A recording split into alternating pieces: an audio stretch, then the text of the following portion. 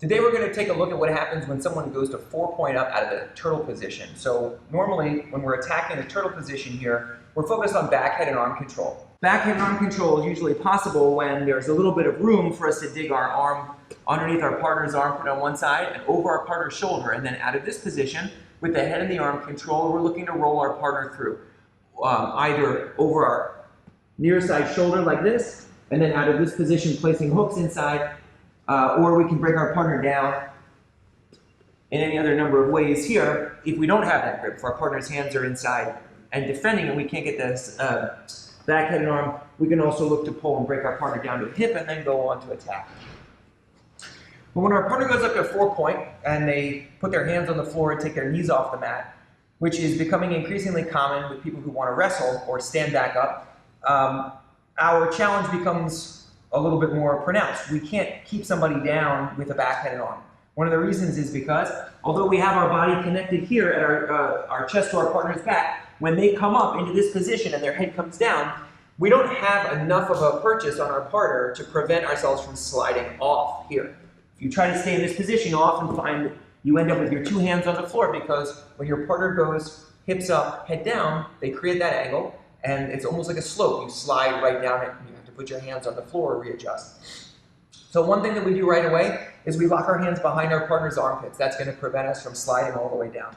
So as soon as I feel that he's preparing to stand up, I'm going to lock here behind his armpits rather than a back, head, and arm position. Okay, that's going to help us. Next, once we're here, we're going to take away one of our partner's bases. Because we're so close to our partner's shoulder line, it makes sense to start to look to attack our partner's arms. But if we take our hands out to do that, often we find that our partner is just ready to back away, start to circle out, sit out, peek out, all of these different things. So once we're locked inside here, we're going to use our legs. We're going to take our inside leg and we're going to clear out one of our partner's arms. It's going to be the near arm. We're going to take that and we're going to trap, we're going to clear it here. So there's going to be a moment where we're controlling our partner's arm with our heel. We're pulling, with our leg, we're back heeling here. We're going to relock the back, head, and arm now, and we're going to focus on getting our knees down to the floor. Okay, once our knees go down to the floor, we're in a position to take advantage of this trapped arm and roll over our shoulder. Now, when we do this, we don't want to pull our partner all the way across our body. So in other words, I don't want to sit here and roll my partner with his hips to the outside. It's not wrong, okay? It's possible to do it, and then from here, we actually have some very nice crucifix attacks. But what we're looking at instead is taking a shorter trap, so a kind of a short roll that allows us to stay on the inside of our partner's hip. So we're here, 10 finger, we capture, we relock back, head, and arm. When we roll here, we put our knees down.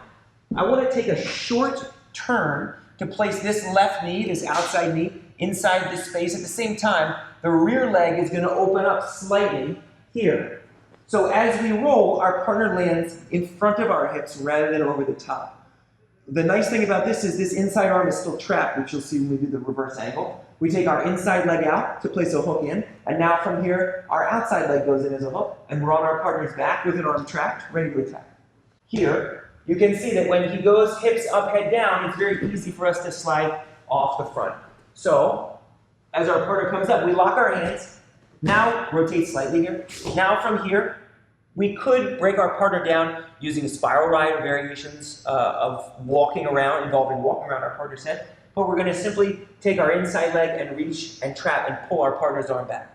Now, because there's no base on this near shoulder, we have the ability to drop our partner down to that side. We're going to lock our hands and we're going to place our two knees down on the floor.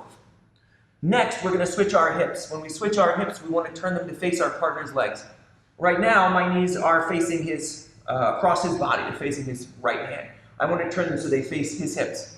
That's going to involve taking this outside knee and bringing it to the inside. It's going to take my inside knee, and it's going to involve taking my inside knee to the outside. So I'm going to tip and pull with the right leg. The left leg fits in very nicely in front of our partner's hips here. And this inside arm is now trapped. You could opt for hook here or across all the way, a long hook or a short hook. And then the second leg comes in whenever you're ready. Now from here, you have an arm trapped, the bottom arm, top arm controlled by your hand, and you're ready to strengthen. Dealing with someone who is starting to stand up out of a turtle is never an easy task, but if you have a good sense of what you're trying to accomplish, first is keep your chest on your partner's back and stay connected to their head and arm as best you can. Then we're looking to take one of those limbs out of play in order to be able to break them down and off balance them a little more easily, get them back down to the ground. Then after that, we're looking to roll them. When we roll them, we want to make sure we're not taking them too far over, although the crucifix may be a strength for you, and so you'd elect to do that. But most of the time, we're looking to take a shorter roll that involves us bringing our legs around our partner's body, placing the hooks in with the arm trap. Experiment with this, play a little bit, let us know how it goes. Thanks for watching. We'll see you soon.